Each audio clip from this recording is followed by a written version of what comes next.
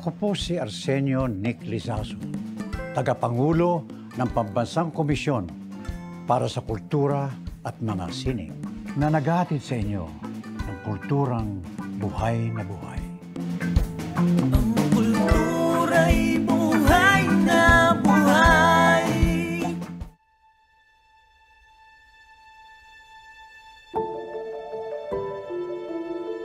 Ang mga Muslim sa Pilipinas ay mayroong pakiramdam sila na sila ay nakaugnay ng mga ibang Muslim sa buong mundo. Yan ang tinatawag ng UMA, the Muslim Community Worldwide. Kaya mayroon silang political strength. Ngayon, yung OCAIR naman, nagkaroon tayo ng parang royal court na ang mga sining na dapat gawin para sa mga matataas na harlika, no? Maraming curvilinear forms at saka medyo mayaman ang disenyo. Yan ang tinatawag na OCAIR. O sa Tagalog, OCAIR ay OKIT.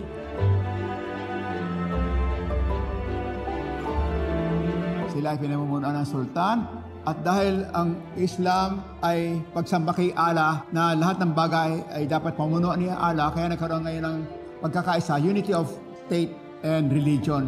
Pag ako ano yung religion ng mga Muslim, yun din ang religion ng kanilang estado. Yan ang pinasok ng mga Muslim sa Pilipinas. Pag-uuma at pag-uukir. Ito ang dalawang haligi ng kulturang Islam sa Pilipinas. Ang pananampalataya ng ating mga kapatid na Muslim ay nakaugat sa mga turo at teksto ng Islam. Ngunit nabigyan ng sariling kulay, galaw at pananaw ng umusbong sa Pilipinas. Pinagpapatuloy at lalong binibigyan ng buhay sa mga kwento at karanasan na inyong maririnig.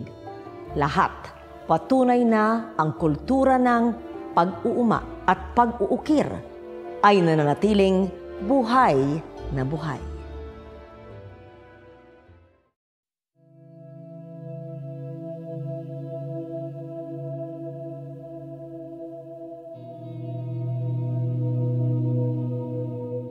Nag-aaral ako in elementary and high school. Talagang nagsasuffer kami. Na?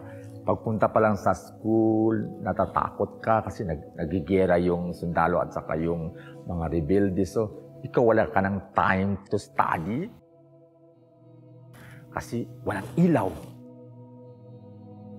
Nakakasawa na rin kapag ikaw ay isang batang nai-involve sa conflict, di ba? Nauumay ka na rin sa araw-araw, puro na lang putukan, puro na lang bomba ang naririnig mo ng kabataan mo.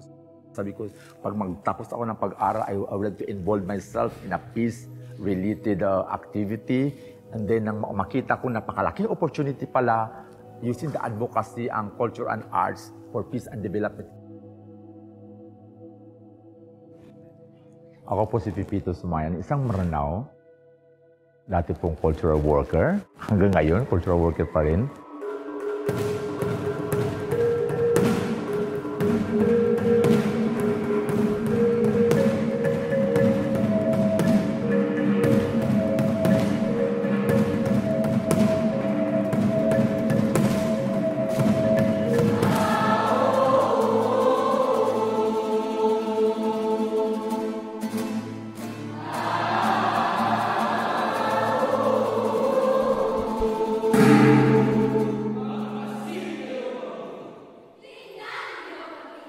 The word Kambayuka is from the root word bayok, is a chant or a song. No? Kambayuka is a festival of songs and chants. No?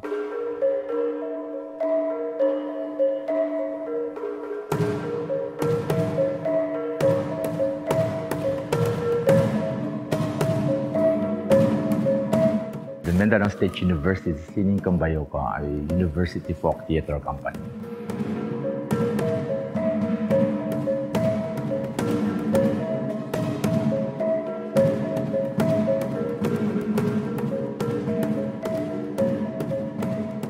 It was founded in 1974 as a first director kasi si Frank G. Rivera and of course si Dr. Rufino Ignacio, the former Vice President of the MSU. Nag-under kami ng workshops. Series of workshops in music, in drama, in visual arts. Sa lahat yun based on Maranao culture and arts.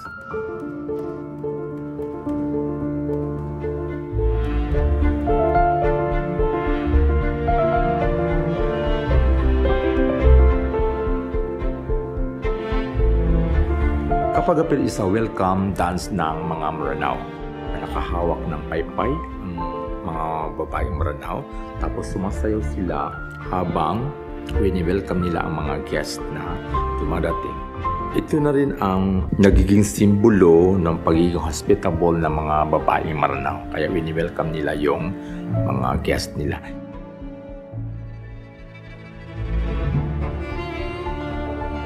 Yun namang kasipa, ito yung ginagawa ng mga sultan or dato ng isang community ng Maranao habang sila ay naglalaro.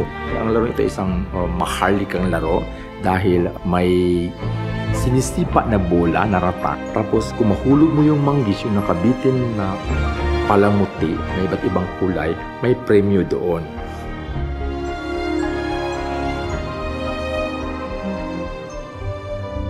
Meron kaming malong-malong. No?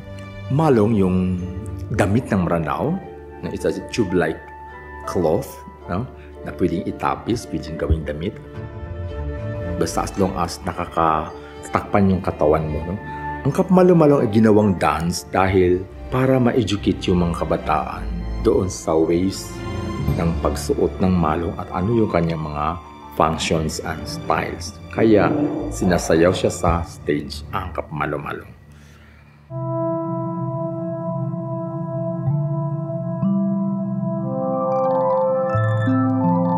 At isa din yung mga practices ng Maranao is yung kakinikini.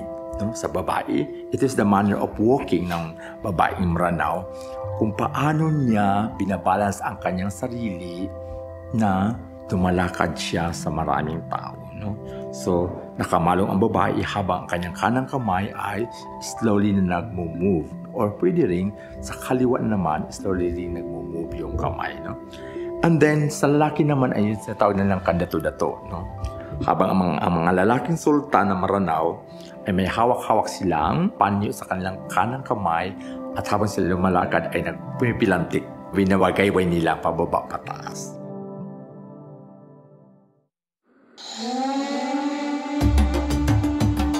Ang kasingkil ay tinatawag nilang royal dance, no? ng Maranao. Ito ay sinasayaw lamang kapag may request ng isang royal family. Pinapasayaw nila yung mga honor nila or pwede malapit na kamag-anak nila doon sa court ng sultan. Actually, napaka-exclusive ito na event. No? Kaya, ang sumasayaw lang talaga dito ay yung mga malalapit sa royal family or isang royal family na babae. No? Na may mga 4 na bamboo, tapos makikita mo nag-uupo, nag-click yung mga 4 na bamboos habang ang sumasayaw ay may hawak na 2 pamaypay. No? Yun ang isa sa mga manifestations namin na yung palang ginagawa namin ay na-accept din ng community at saka pinapahalagaan. So, talagang napakasaya, no? Na makita mo talaga yung community na nag-change, no? Na bumabalik yung kultura nila. Kultura'y buhay na buhay.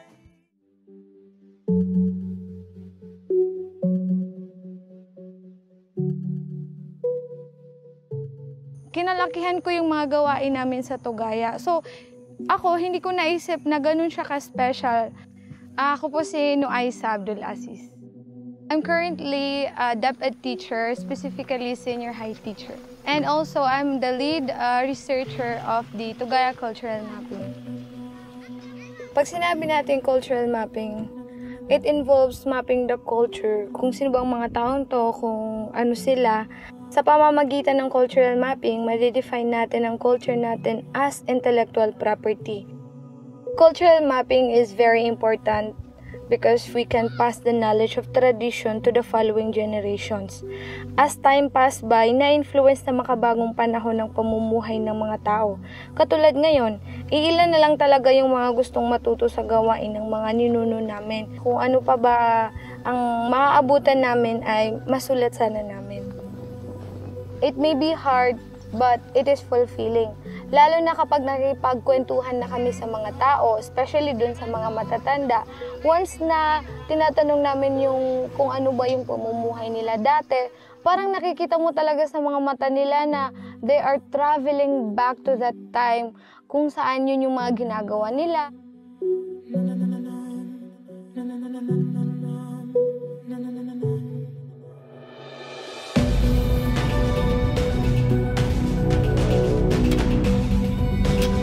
Sa akan sisinang magidela.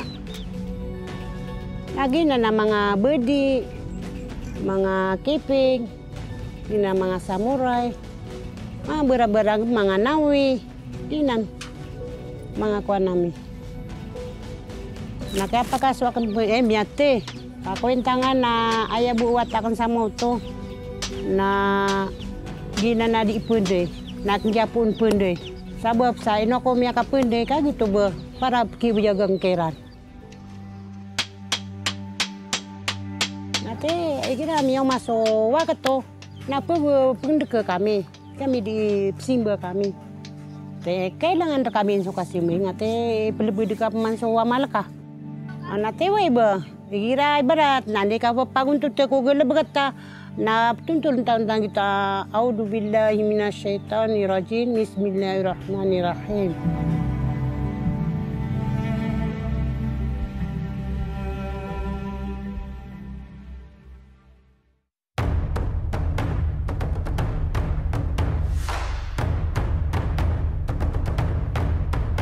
Ang Tugaya, siya yung kapital ng arts and industrial arts of the Maranao people. Doon na-learn ko na hindi lang pala wood carving ang meron kami. Meron kaming blacksmithing, brass casting, brass stamping, weaving, embroidery, and beadworks. Parang for me, nakaka-proud siya. Kasi nga, yun, nung pagdating ko sa college, people are starting to ask me about my place, about our product. So ako, parang gusto ko siyang ipagyabang.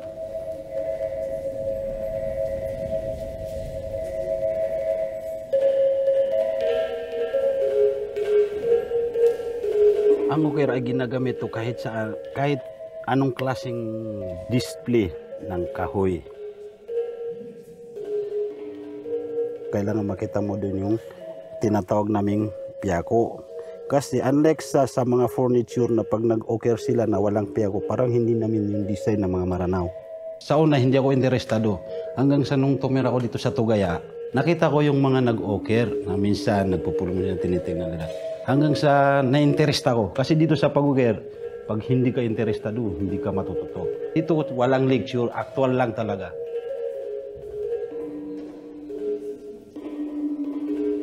Ang ukir kasi, ang trabaho ng mga ninuno namin, kaya gusto ko natutunan, talaga kinonsentrate ko baka sa ibang araw na baka mawala. Kaya yun, pinag-aaralan ko talaga.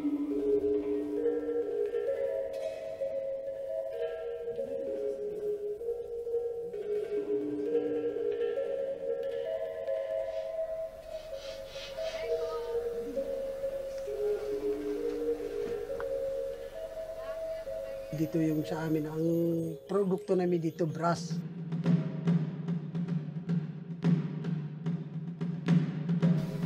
Una-una, may pattern ka na. May pattern ka na sa kahoy. Tapos idikit mo na lang yung wax sa kahoy. Pagkatapos, dekorasyonan mo na lang. Pag matapos mo yung dekorasyon yung pattern niya na kahoy, yung ialis natin sa kahoy na yan. Lalagyan ng uling. Tapos, lagyan na naman ng buhangin. So, yung mga wax na yun, masunog na yung katulad ng ang tawag sa amin, limbagan. Yung mga dekorasyon niya, maaalis na sa may buhangin. Yung dekorasyon niya, nakakadikit sa may uling na bambu. Tapos, ilalagay natin sa pugon. Susunugin ng bambu.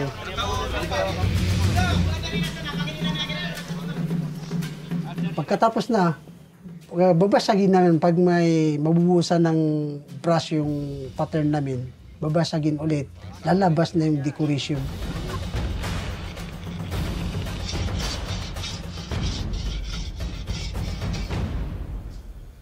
Yung tatay ko lang ang nagturo sa akin. Ito ang gawin mo, baka sakali, lumaki ka na, pag may asawa ka na, marunong ka magtrabaho, maghanap buhay.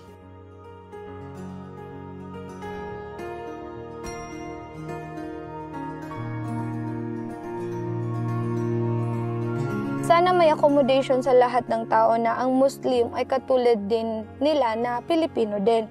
Kung nasa kultura man namin na mga Maranao ang pagiging matapang, isa lang ito sa aspeto kung saan pinapahalagahan namin kung ano ang meron sa amin.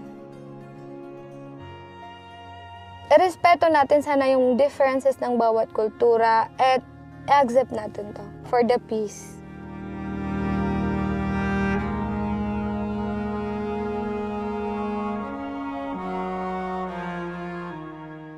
Kultura'y buhay na buhay.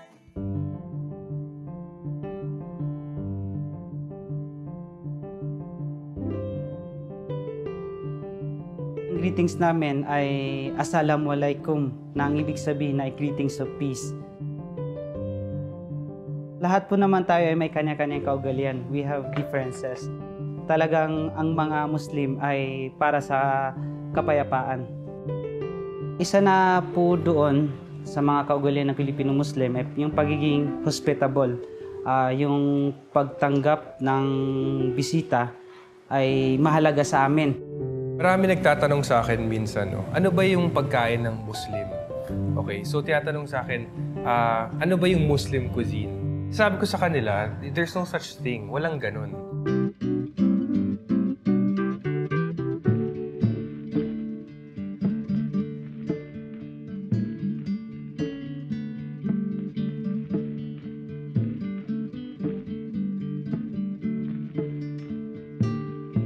Lumaki ako sa Manila. Si Papa, yung tatay niya, was from Maguindanao. Dito ako nag-aral sa Manila. Nagkataon lang na dahil sa trabaho, napadpad ako sa Mindanao.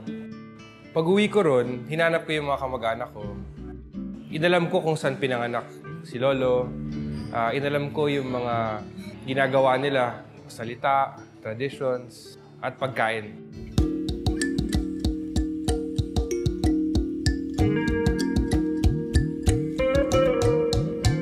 Sa mga salik ng kultura, yung pagkain.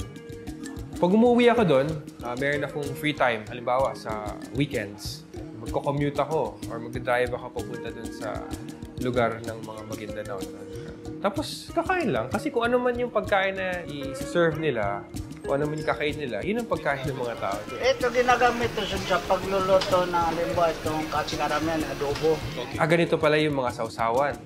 Ganito pala yung uri ng pagkamay. Ganito pala yung ultimong pag-sausaw ng sausawan. May mga style yan na ginagamit sa mga daliri na hindi ko nakita dito.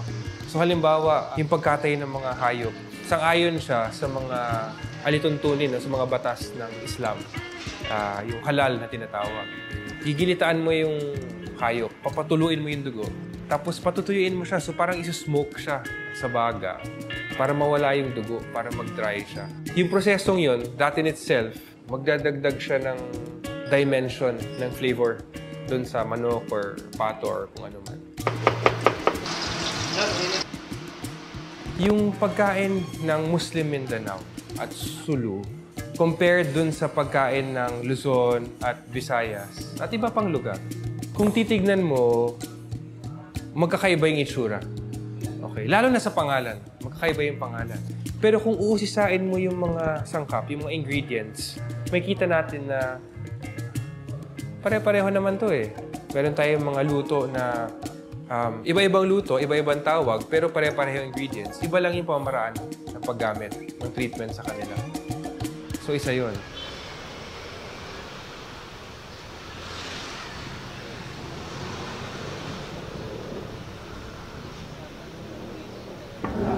So ito yung ating pianggang manok ng mga tausog. Itong chicken pianggang, chef, ang proseso ng pagluluto nito, una siyempre yung tinotosta mo, sinusunog mo yung coconut. Pagkatapos nun, sinasama mo yung mga other ingredients, yung ginger, turmeric, yung spices, yung sinabi natin. Tapos niluluto natin siya kasabay ng gata, ng manok, at lahat nun all together. Ng 1 oras at 30 minutes. Pagkatapos, ginigrill natin yung manok para may char taste. Tapos nire-reduce natin yung sauce at yun yung nilalagay natin. Yung linigil, meron kang manok, okay, that you simmered in coconut milk. So, may manok ka, tapos sa gata, lalagyan naman ako anumang spices. So, in this case, meron tayong ginger, meron tayong green onions. Nag-isa tayo ng konti ng onion tsaka garlic. Towards the end, saka mo lang ilalagay yung palapa. Okay, so ito yung roasted na coconut, di ba? Pero wala nang grilling involved. It's a different process altogether. Parehong manok, parehong may gata, parehong may mga spices, and hence, it will have different results. Yes. But at the end of the day, parehas. Pareho lang. Parehong masarap. Parehong masarap. At parehong may background ng culture and heritage ng mga people from down.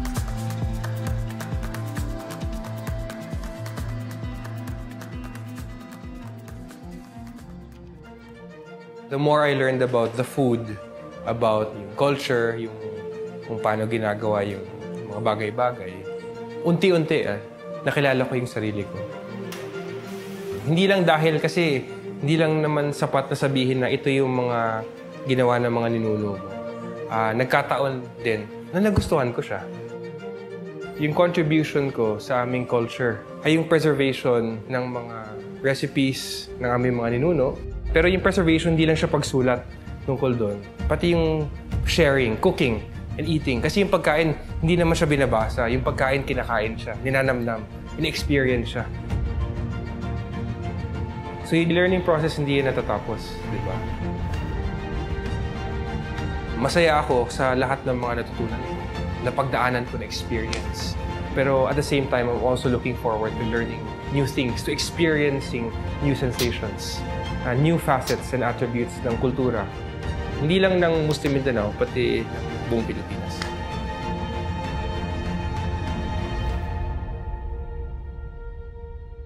Hindi natin mahihiwalay ang tradisyon ng pag-uuma at pag-uukir sa mga krisis na hinaharap ng Bangsamoro sa kasalukuyan. Ngunit sa kani-kanilang paraan, nagpapatuloy ang mga kapatid nating Muslim. Pinayayaman ang kanilang kaalaman, ang kanilang sining, ang kanilang pag-uunawa sa mga tradisyon na kanilang tangan. Sining at kultura ang haligi. Ang pagpapatibay nito ay ang kanilang natatanging bukasyon. Nagpapasalamat ako na hindi nila pinagsasawaan ang magpatuloy. Dahil sa kanila, ang kultura ng pag-uuma at pag-uukir ay nananatiling buhay na buhay. Ang kultura'y buhay na buhay sa buho ko nananalaytay. Pilipino'y buhay na buhay sa dugo ko nananalaytay.